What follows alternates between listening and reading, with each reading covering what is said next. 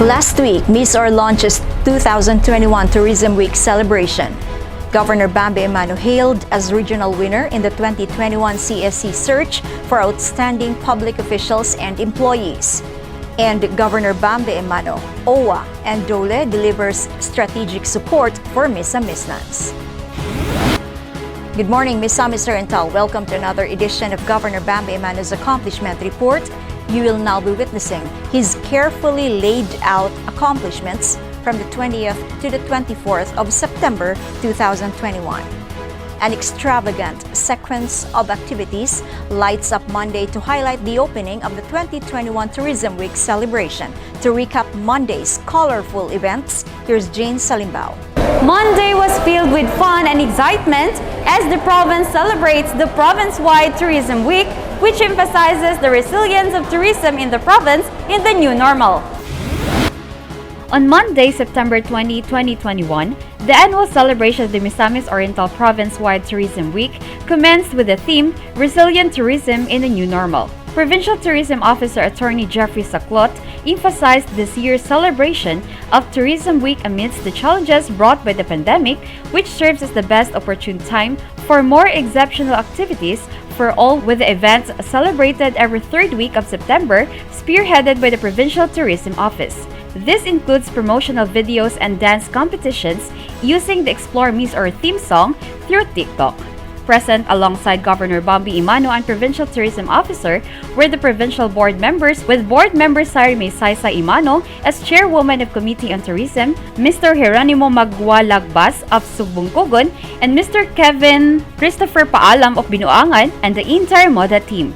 Governor Bambi Emano, together with all the attendees, were emotional as they witnessed the prepared video showing the milestones of how the flagship program of tourism here in Misamis Oriental has reached new heights at the new levels of success in almost 9 years, along with a token of appreciation given by the whole ATOM to Governor Bambi Emano as their way of honoring the governor.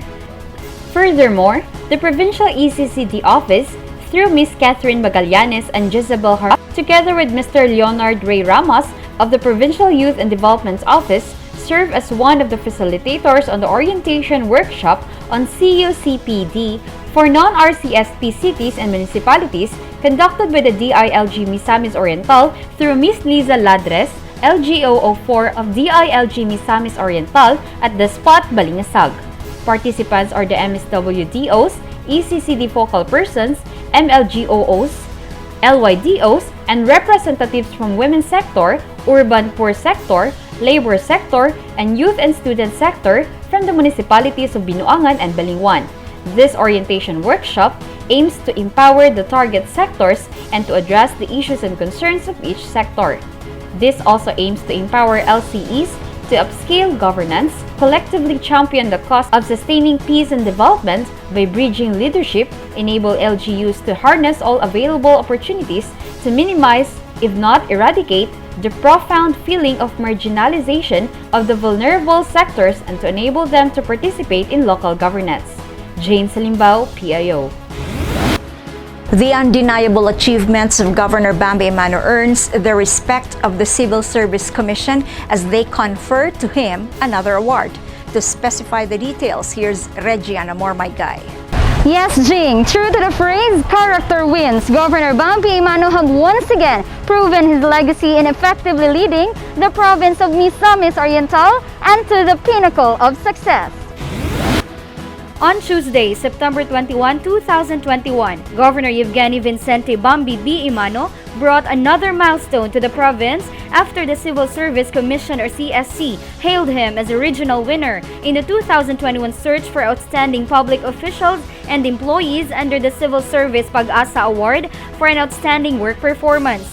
This award is in connection with the celebration of the 121st Philippine Civil Service Anniversary with the theme Transforming Public Service in the Next Decade, Honing Agile and Future-Ready Servant Heroes. The award was given virtually during the annual 121st Philippine Civil Service Anniversary, Parangal at Pasasalamat 2021, which encompasses CSC's Honor Awards program. Having an empowering kind of leadership that surely generates various programs affecting best and to the lives of his constituents has been the determining point bringing Governor Bambi with the whole province of Misor to another accomplishment level, while it is an undeniable fact that inspires all Misamisnons to foresee greater good despite the current struggles experiencing. On the same day, in great efforts to sustain the fervor of all Misamisnons thriving amid the pandemic, Governor Bambi Emano, through the Provincial Social Welfare and Development Office, successfully turned over cash assistance to 59 residents of Zone 10, Barangay Mulugan, El Salvador City, after having been considered to be under AX or Assistance to Individuals in Crisis Situation. A total worth of 206,500 pesos were distributed, with 3,500 pesos to each beneficiary. Present in the event were Sangguniang Panlalawigan Board members Gerardo Buboy Sabal III, Sarimay Saysay Emano, and Dexter Yasay, along with the dynamic support of Barangay Captain Nelson Villarte. This is also made possible through Vice Mayor Agripino Luloy Estrada, who actively coordinated with PGMO while the latter swiftly responded into. As a result of deep compassion all the beneficiaries received, they all expressed their insurmountable joy unto Governor Bambi Emano, who never wavered to care for them and help them rise again from present challenges. Ay dako akong kalipay nga nakadawat ko og assistance gikan kang Governor Bambi uban sa iyang mga kauban, no? Kay kini dakong tabang alang sa akong panginabuhian ug sa akong pamilya karon. Mapasalamaton gud ako dako niining proyekto gikan sa gobernador. Additionally, for Tuesday, Mr. Ernesto Milian, an employee of the Misor Provincial Engineering Office and a resident of the municipality of Lagunglong, received an emergency assistance after acquiring injuries in line of his duty. Now he is in a recovery state after a successful operation with all the immediate help from the provincial government through Misor Cares program. So with a visit initiated by Engineer Tassi Gales as the office head of Barangay Infrastructure Projects. Akong pasalamat sa Kamgo sa Misor Care nga family. Kaya ako dito gipasagdan gud. Kaloy si Ginoo, may nani na karon nakagawas na uman ako kupira. Ni piso ni kusing. Wa ko nagasto dito. Salamat kay Go. Kamang galis, sasad nagpaluyo atong panahon na. This goes to show that no amount of money or material things can suffice a person's life, and love and care from people who truly gives value and worth means so much more to fully heal and live on. And the same way how Governor Bambi Emano together with all Modha and provincial capital serve all Misamisnons, especially those in need. Regina Mora Tanel, my guy, PIO. The local school board and the PHO Nutrition Division initiates new proponents aiming to boost their respective areas of concern. To outline Wednesday, here's Jebson Patlunag. Yes, Jing, Governor Bambi Emano ensures that its programs for Misamisnons reach all corners of the province. In celebration of the Obesity Prevention Awareness Month, the registered nutritionist dietitians of the PHO Nutrition Division held a free nutrition counseling at the Capitol grounds. The team was able to provide counseling to 65 provincial capital employees and walk-ins regarding proper nutrition options for each meal based on their age, weight, and height. A second round of counseling was previously scheduled for September 29, but will be moved to October 6, 2021 at the same area. Still in celebration of the Obesity Prevention Awareness Month, the Human Resource Management Office headed by Ms. Jessica Galindo initiated the online induction and orientation for the newly hired job order workers of the provincial government of Misamis Oriental through Google Meet. The activity is taken to recognize the need for PGMO job order workers to be knowledgeable in the agency's vision, mission, and the 8 pillars of the provincial government of Misamis Oriental: strategic performance management systems, PGMO organizational structure, as well as the policies, rules, and regulations in order to provide effective and efficient public service. Accordingly, the local school board headed by Governor Bambi Emano held their monthly executive meeting via Zoom to discuss projects that needed to be addressed. Leading the agenda was the chairman of the Committee on Education, Board Member Gerardo Sabal III, in collaboration with Mr. Jerome Mundo, Secretary of the Board, Mr. Ronald James Villon, Provincial Treasurer, Ms. Caroline Neri, LSB Project Manager, Ms. Marilu Rivera, Provincial Accountant, Mr. Clint Kenneth Yanez, Provincial Budget Officer, and other invited guests. Several of the items discussed at the meeting were the additional funding for the swimming pool complex at Naawan Central School, extension of the Patrocinio National High School covered court in Claveria, and the request for a 2-story building for 4 classrooms at Natumulan Elementary School in Taguluan.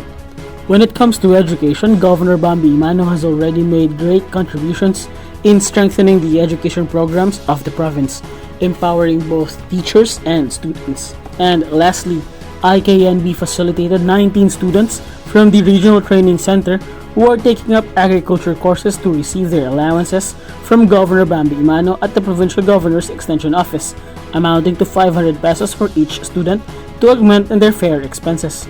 Attorney Nadia Emano Elipe and Board Member Dexter Yasay gave short messages to the students, encouraging them to continue championing the field of agriculture, emphasizing its importance in the sustenance of the economy and life of the people. Jobson Patlunag, PIO. Misamis Oriental's Chella Grace Falconer continues to stand out in the national stage as she catches the attention of everyone in the pageant world. PIO's Johnny Abshama Jr. will tell us more. Yes, Jean.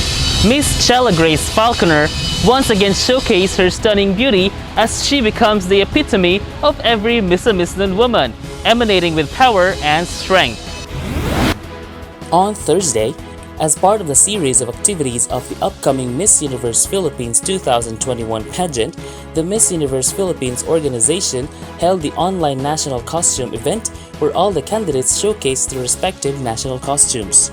Chella Grace Falconer, Misamis Oriental's pride, displayed her Koyamis-inspired national costume designed by GYVBE, where she looked stunning and jaw-dropping. With this event, Miss Falconer will surely be able to make every Misamisnan proud as she looks to continue Misamis Oriental's winning streak on the national stage. Additionally, on Thursday, the Rabies IEC team of the Provincial Veterinary Office attended the Lagindingan SB Council meeting and conducted a brief discussion regarding the LGU implementation of RA 9482, also known as the Anti-Rabies Act of 2017. The meeting was attended by Vice Mayor Attorney Roy Makua and the Lagindingan SB Council. This is to intensify efforts in compliance with Section 7 of RA 9482, which provides specific responsibilities of local chief executives. Moreover, the Provincial Planning and Development Office attended the dissemination of information on devolution of communal irrigation systems to the local government unit together with the PAGRO. The said activity focused on the communal irrigation system that will be devolved to the local government units, specifically the planning, design, and management concerning the mandates of RA 7160, known as the Local Government Code of 1991, and RA 8435, known as the Agriculture and Fisheries Modernization Act. The transfer of NIA's assets and resources to the LGUs is a result of the Supreme Court decision on the resolution of the case of Mandana's ruling. With one of the pillars of the administration of Governor Bambi Emano and the support to strengthen the agricultural sector, it is relevant to level off the National Irrigation Agency and the provincial government of Misamis Oriental to prepare a 3-year plan. This will enhance and sustain food production, especially in rice production. It is part and parcel of another activity to polish the devolution transition plan. Furthermore, the Bids and Awards Committee conducted various purchase requests through public bidding and pre-bid conference under the procurement and infrastructure projects with an overall total amount of 38,685,558 pesos and 78 centavos, also with the procurement of goods with an overall total amount of 130,094,106 pesos and 71 centavos. Additionally, purchase requests for the procurement of goods with an overall total amount of 6,800,000 pesos and purchase requests for the procurement of infrastructure projects with an overall total amount of 5,288,698 pesos and 81 centavos. Danny Vertidazo of Shama Jr., PIO.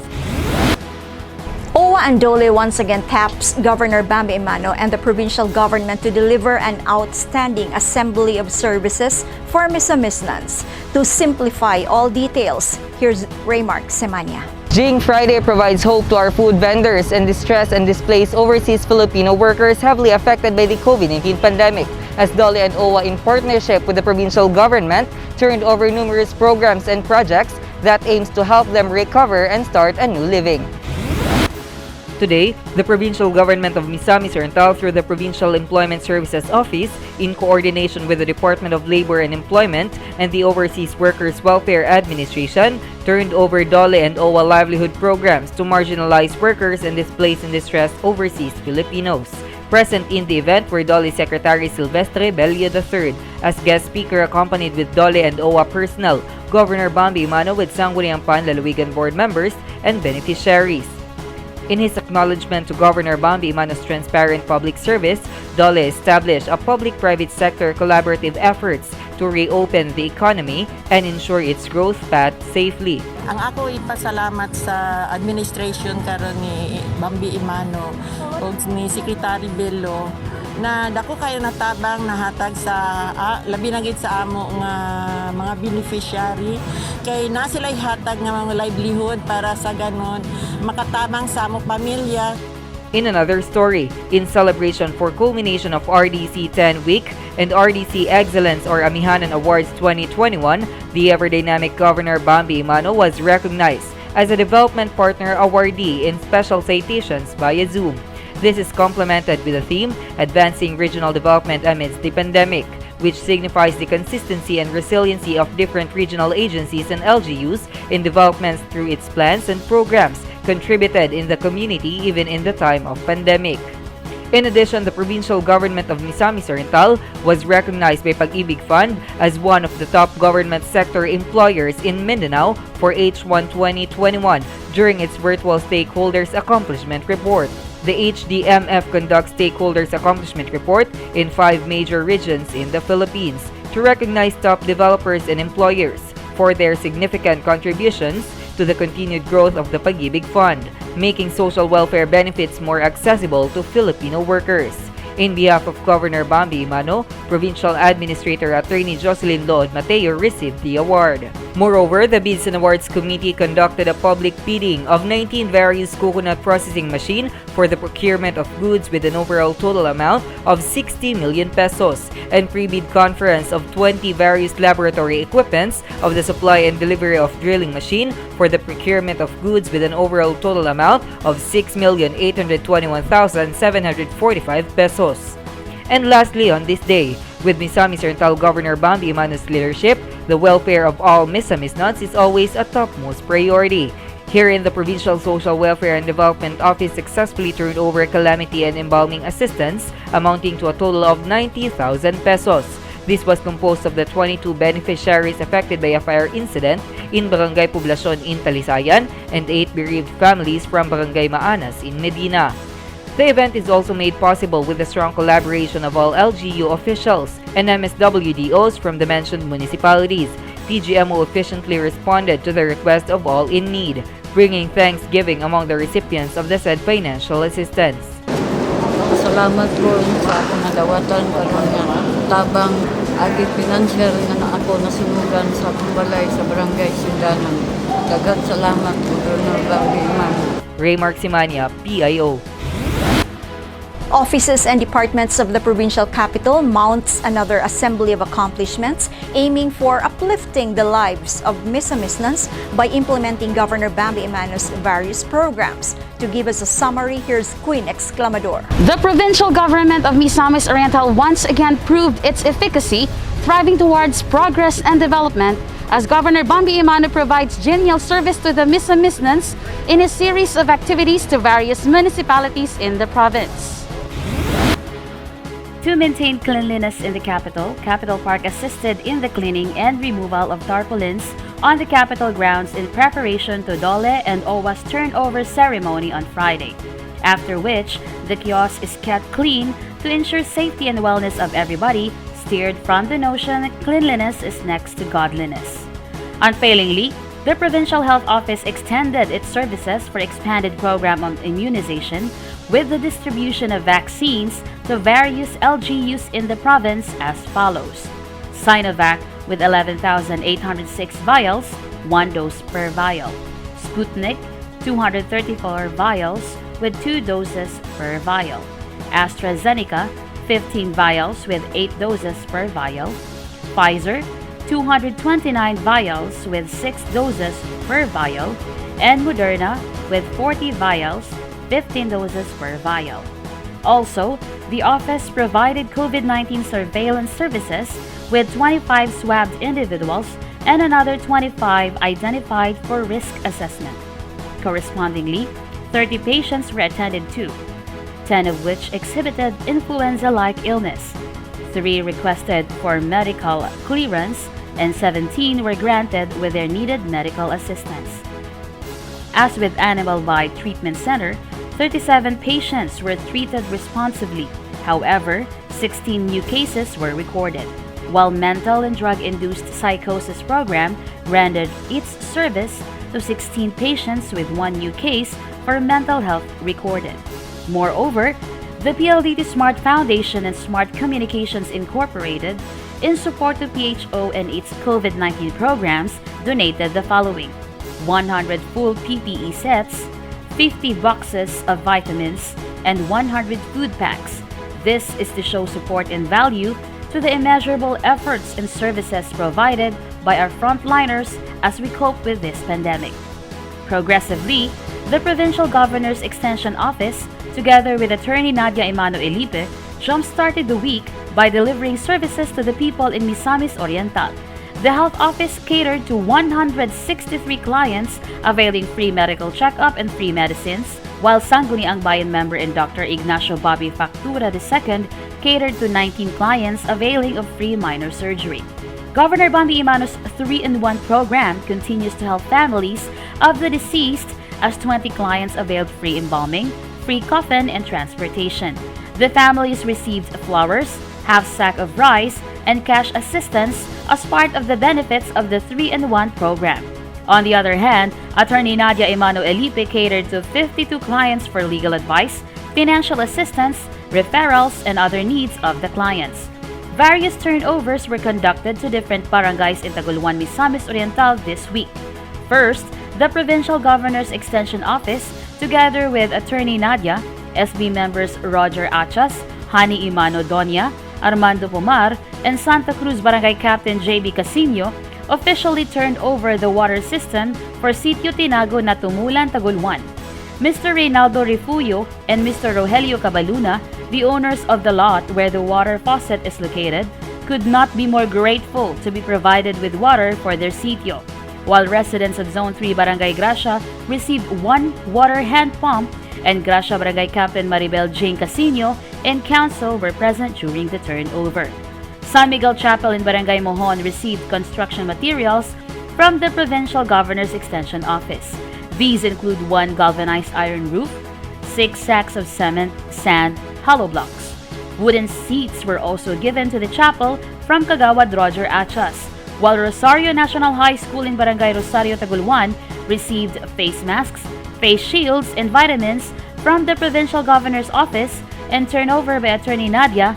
And lastly, on Friday, Attorney Nadia turned over 11 culverts and 15 toilet bowls to residents from Barangay Sugbungkugon, Taguluan, and these were happily received by Barangay Captain Edgar Crishon.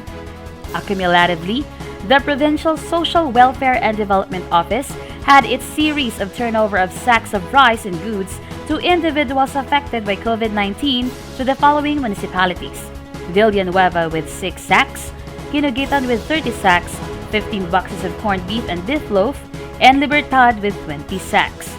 Successively, Governor Bambi's Barangay Empowerment Program had its series of turnover ceremonies. Firstly, Board member Wayne Militante led the turnover ceremony for the new covered court of Barangay Cabulawan, Municipality of Lagonglong, with a total project cost of 2,092,734 pesos, joined by Lagonglong Municipal Mayor J. Albert C. Puertas, Municipal Councilor Samit T. Velarde, Barangay Cabulawan Chairman Rosita G. Silva, and the Barangay Cabulawan Council, accompanied with Assistant Provincial Engineer Tessie Gales and Engineer Excel Dagala from the Barangay Infrastructure Team. Secondly, Board member Gerardo Sabao III led the turnover of a health center and barangay hall in 2 barangays in the municipality of Initaw. As such, Barangay Sinalac received a new health center amounting to 1,653,000 and 627 and 5 cents, while Barangay Pontacon received a new barangay hall with a total project cost of 1,560,091 pesos and 53 centavos, graced with officials of the said barangays, headed by Barangay Sinalak Chairwoman Mila C. Ubanan and Barangay Pontacon Chairman Francis Ayan Tupag.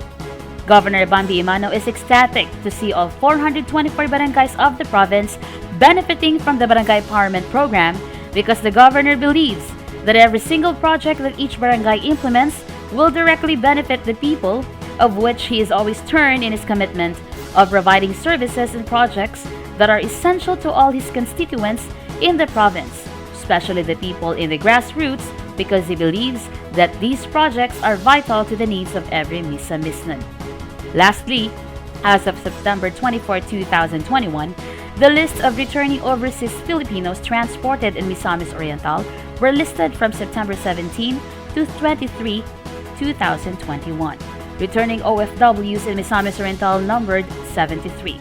Additionally, locally stranded individuals numbered 289, and the number of returning OFWs and locally stranded individuals billeted at Marian Suites by PGMO totaled 14.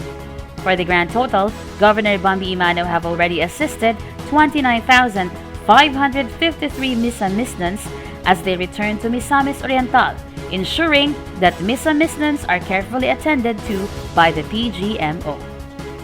Queen Exclamador, BIO. The record from almost 9 years of Governor Bambi Emano's term as governor stands as proof that Misamis Oriental and its people understood all the obstacles that stood in our quest for success, responding to all of them well. But with 276 days left in his term, new threats, new in kind or degree, such as the pandemic, still arise. Governor Bambi Emano now makes sure that everyone in the province, you and I, and our government avoid the temptation to live only for today and be in constant preparedness for all adversities. Jean Kirosit, PIO.